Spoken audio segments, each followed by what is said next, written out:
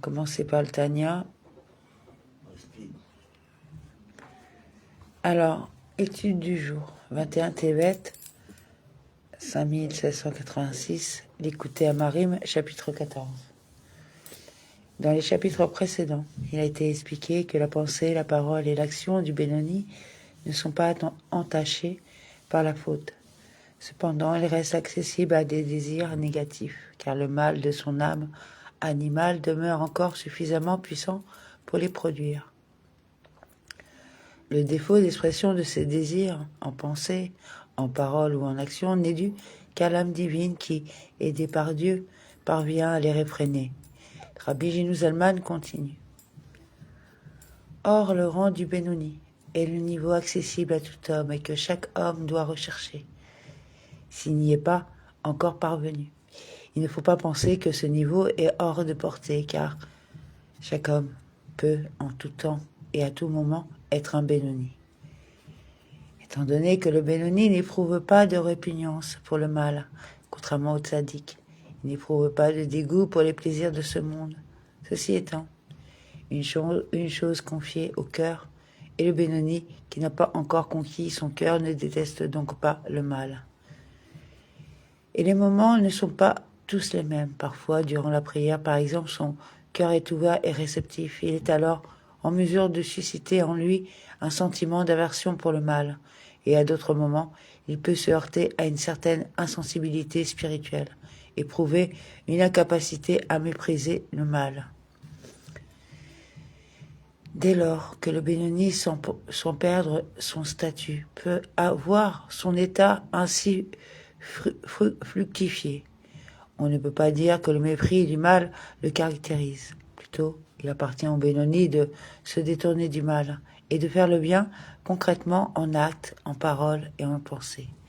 Domaines dans lesquels, par opposition à ce que relèvent des sentiments du cœur, chaque homme dispose du libre arbitre, de la capacité, de la liberté de faire, d'exprimer et de penser, même ce qui est contradiction avec le désir de son cœur, diamétralement opposé. Car même quand le cœur désire ardemment un plaisir matériel autorisé, dans ce cas, seule la nature physique de ce désir est mauvaise, au lieu d'avoir un désir orienté vers le ciel. C'est-à-dire ayant pour finalité le service de Dieu. Il recherche sa propre satisfaction, ou lorsqu'il désire ce qui est interdit à Dieu ne plaise. Désir qui est alors intrinsèquement mauvais, quel que soit l'objet du désir. Il peut réfréner ce désir et en détacher complètement son attention, en disant à son cœur, « Je ne veux pas être un rachat », en succombant aux tentations de mon âme animale, fût-ce un instant. Parce que je ne veux en aucune manière être séparé et détaché à Dieu ne plaise, du Dieu unique, ainsi qu'il est dit, « Vos fautes font séparation entre vous et votre Dieu ». Dans cette prise de conscience que la faute sépare de Dieu, le juif peut trouver la force de toujours se détourner du mal, en dépit des ardents désirs de son cœur. Ainsi refuse-t-il catégoriquement d'être un rachat, pour ne pas briser le lien qui l'attache à Dieu. Et réciproquement, pour trouver la force de faire le bien et d'accomplir les commandements, il doit se dire, au contraire, je désire unir à lui mes nefesh, roach et neshama, en les revêtant de ces trois vêtements, bénis soit-il, que sont l'action, la parole et la pensée consacrées à Dieu, à sa Torah et à ses commandements. Celles-ci sont appelées ces trois vêtements, parce qu'elles permettent l'expression de sa sagesse, la Torah, et de sa volonté, les commandements, lesquels ne font qu'un avec lui. Ce désir de m'unir à Dieu provient de l'amour pour Dieu latent en mon cœur. Quoique je ne le ressente pas, celui-ci est certainement présent en mon cœur, comme dans le cœur de tous les Juifs, appelés ceux qui aiment ton nom, du fait de l'amour pour Dieu qui est ancré en eux, même s'ils ne l'éprouvent pas à l'état conscient. Et même un léger parmi les légers, un Juif dont le niveau spirituel est très bas, est capable de faire don de sa vie pour la sanctification du nom de Dieu, s'il est contraint d'abjurer. Je ne suis certainement pas inférieur à lui.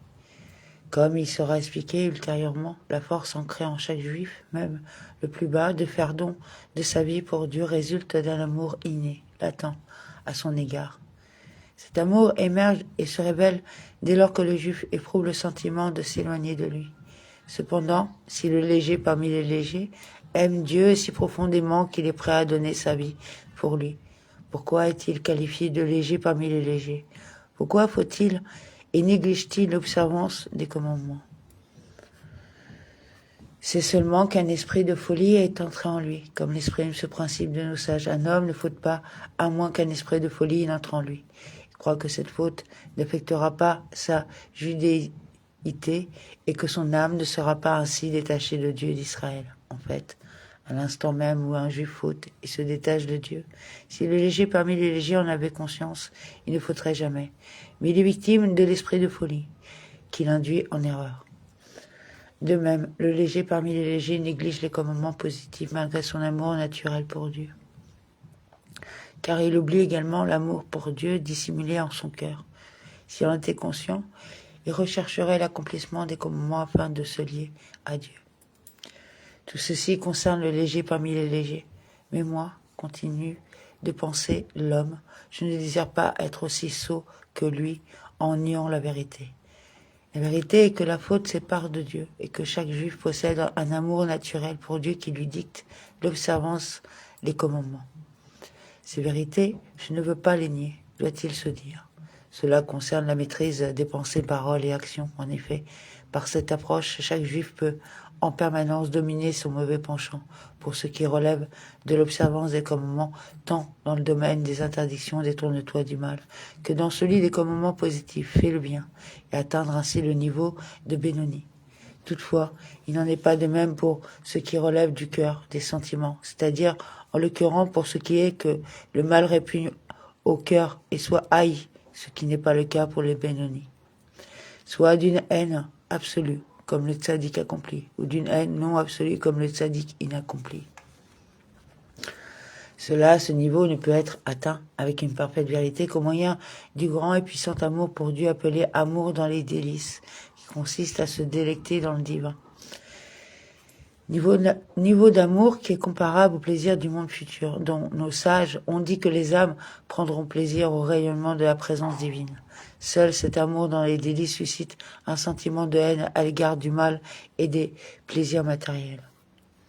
À propos de celui qui atteint cette sublime forme d'amour, nos sages ont dit « Tu verras une lueur de ta récompense du monde futur, ta vie durant. Tout homme n'a pas ce mérite, car cette forme d'amour participe de la récompense d'en haut. La récompense est à l'initiative de celui qui la donne et non de celui qui la reçoit. Ainsi qu'il est dit, je, Dieu, vous donnerai le service sacerdotal en cadeau. Le service de Dieu qui relève de cet amour sublime est symbolisé par le sacerdoce des membres de la famille d'Aaron, encore que pareil service ne leur soit pas exclusif. Ce verset indique que ce niveau sublime du service divin est un cadeau de Dieu, comme il est expliqué ailleurs. Par conséquent, le niveau du tzaddik qui déteste le mal n'est pas à la portée de chacun dès lors que la détestation du mal ne peut advenir qu'avec la révélation de l'amour dans les délices, lequel est un présent de Dieu. En revanche, le niveau du Bénoni est bien accessible à tous. Dans cette perspective, Rabbi Gino Zalman entreprend d'expliquer à présent la déclaration de Job, s'adressant à Dieu. Tu as créé des tzadikim, tu as créé des rechaïm. À ce propos, la question suivante a été posée au premier chapitre. Comment est-il possible de dire que Dieu a créé des tzadikim et des rechaïm? L'homme est seul responsable de ses actes. Certes, d'après le Talmud, Dieu décide s'il sera intelligent, stupide, fort ou chétif. Mais il ne détermine pas s'il sera tzaddik ou rachat, car le libre arbitre lui serait alors retiré. Comment Job peut-il donc affirmer « tu as créé les tzadikim, tu as créé des rechaïm » d'après la définition du tzadik ici donnée? Définition qui implique que devenir un tzaddik dépasse le cadre du libre arbitre et est un présent de Dieu. La déclaration de Job devient claire. Tu as été créé des tzadikim, signifie dès lors que Dieu a créé des âmes capables d'atteindre le niveau de tzadik.